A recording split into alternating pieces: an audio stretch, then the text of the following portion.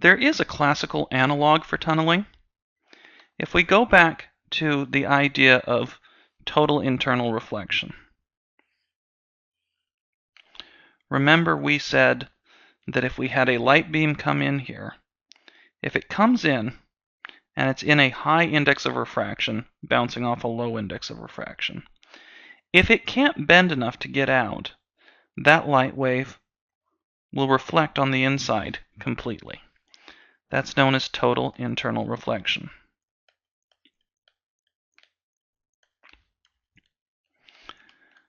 But it turns out that the electric field does not immediately drop to zero outside here. Rather, the electric field is exponentially damped. So that if I brought in another piece of high index of refraction material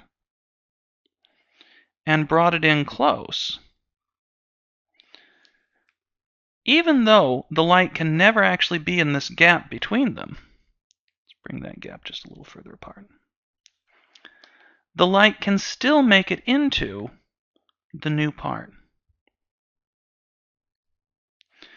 It'll be less intense here, and most of it will be reflected. But because we do have that electric field that's exponentially damped, if I have a new place where I can have an oscillating field again, it will show up. The place you're most likely to have seen this is inside a fish tank.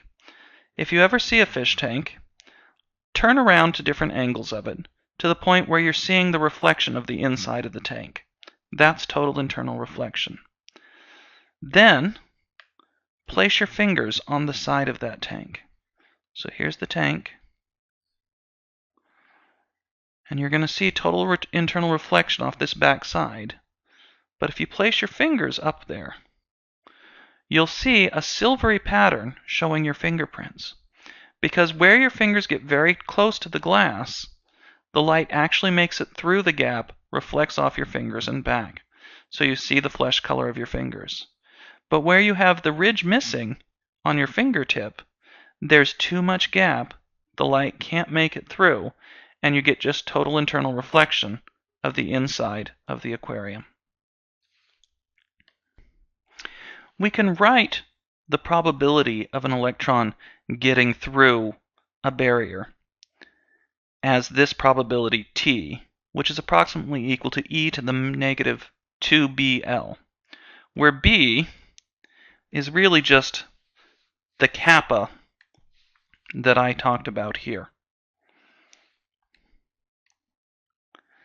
8 pi squared m over Planck's constant squared times the barrier energy minus the actual energy, the barrier height minus the energy we have.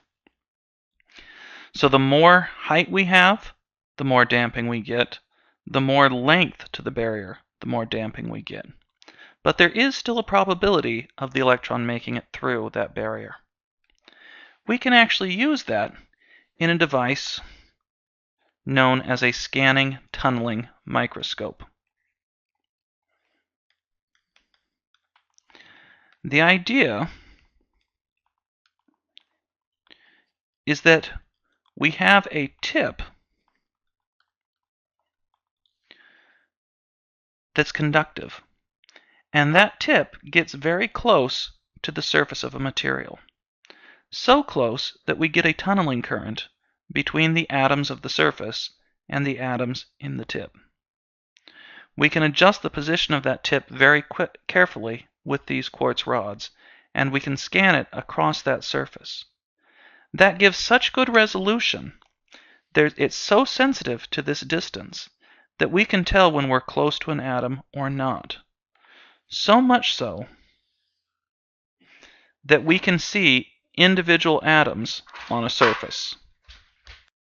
This is the smallest microscope resolution we can achieve with any technology.